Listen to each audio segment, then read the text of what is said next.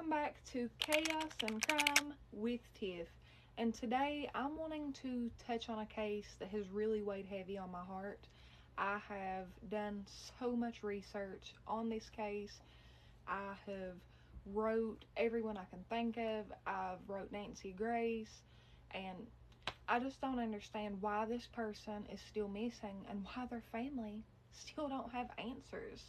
So today we are going to be discussing the extremely suspicious disappearance of Matthew Clark McDonald.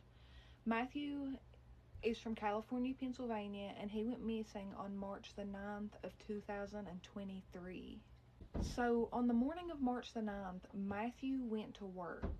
He arrived to his job site, but his co-workers noticed that he was behaving bizarre. He had actually rode to his job site in the trunk of his girlfriend of 3 weeks vehicle. So it has been said that that day Matthew was under the influence of mind-altering substances, but his family says that that was nothing like him. But according to his girlfriend, he had rode in the trunk out of paranoia. He felt as if he was being followed or watched. After dropping Matthew off at work, his girlfriend then drove to another town to pick up her ex from rehab. About 4 hours into Matthew's shift, she received a phone call from Matthew. He had used his boss's phone to tell her that she needed to come pick him up from work immediately. Now, why he didn't use his own phone, I couldn't tell you. She then rushed to drop this person off and to get to Matthew's job site.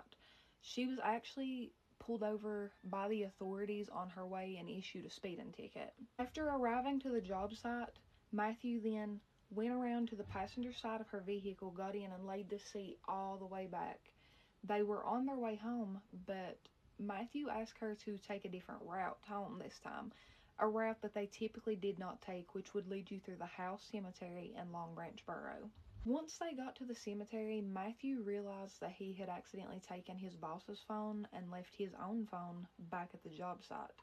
He asked his girlfriend to go back and retrieve his phone and to take his boss's back, but he refused to go back to the job site with her. Matthew then got out of his girlfriend's vehicle with nothing but the clothes on his back. No phone, no wallet, no money, and said that he would wait right there for her to return. The job site was only 5 minutes from the cemetery. She went back, she retrieved his phone and returned his boss's, and when she got back to the cemetery, Matthew was gone.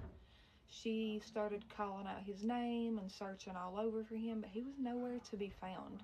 There was actually a small church that sat inside of the cemetery, and she almost got in a lot of trouble because she tried to break into the cemetery because she thought Matthew may be hiding in there. That part was caught on camera. However, whatever happened to Matthew that day was not. Matthew is a son, a brother, a father who would never just willingly leave his son behind. His sister has been desperately seeking answers, and the authorities have not been too helpful in this investigation. There have been so many horrific rumors and just so many people that speculate about what may have happened to Matthew that day, but none of it has led to any answers. Matthew did have active warrants at the time of his disappearance, but his family says that that has nothing to do with why he vanished. So please, if you know anything, if you have any information in regard to the disappearance of Matthew Clark McDonald, please contact the authorities. His family deserves answers.